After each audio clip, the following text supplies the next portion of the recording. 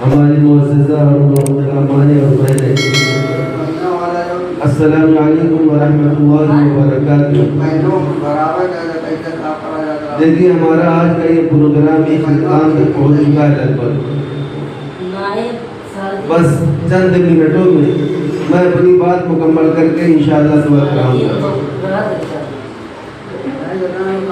یہ جو قرآن ہے اس کو ہم لوگ اپنے سینوں سے لگاتے ہیں، اس کو ختم کرنے کی ناپاک کوششیں بہت زیادہ کی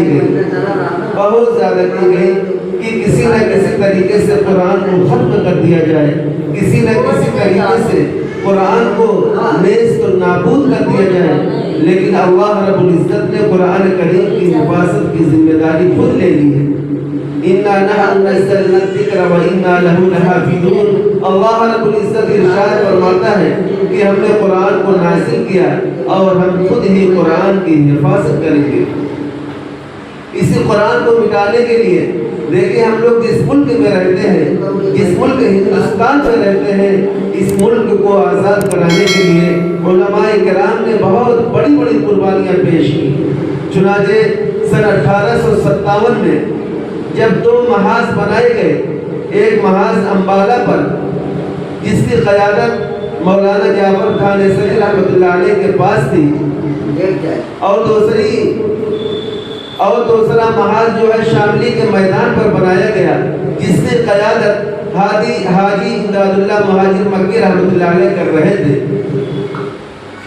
اور اس میں جو ہے ہمارے بہت بڑے بڑے علماء کرام زخمی بھی ہوئے تھے۔ حضرت مولانا نانوتوی رحمۃ اللہ علیہ زخمی ہوئے، حضرت مولانا گنگوہی رحمۃ اللہ علیہ۔ اس جنگ میں یعنی سن 1857 کی جنگ میں مسلمانوں کو ہار کا سامنا کرنا پڑا تھا۔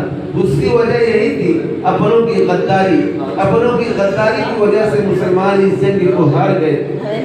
اب جب مسلمان اس جنگ کو ہار گئے تو وائسرائے برطانیہ نے ایک میٹنگ طلب کی، جس میں اس نے یہ فیصلہ کیا کہ ہم مسلمان پر کس طریقے سے قابض ہو سکتے ہیں، ہم مسلمانوں پر کس طریقے سے قبضہ کر سکتے ہیں۔ تو اس میٹنگ میں یہ فیصلہ ہوا تھا۔ انگریز مورخ مسٹر ایڈورڈ ٹامسن نے اپنی یادداشت میں لکھا ہے کہ اس مجلس میں، اس میٹنگ میں یہ فیصلہ ہوا کہ ہندوستان میں سب سے زیادہ بیدار مسلمان ہیں اور مسلمانوں میں جذبہ جہاد موجود ہے، اس لیے مسلمانوں کو ختم کرنا بہت ضروری ہے۔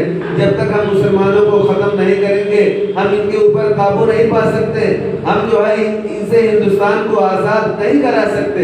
چنانچہ جو ہے مسلمانوں کو ختم کرنے کا کام کیا جانے لگا، اور پھر اس کے کچھ دن کے بعد سن 1864 سے لے کر سن 1867 تک انہوں نے یہ فیصلہ کیا کہ ہندوستان میں علماء اور قرآن کو ختم کیا جائے۔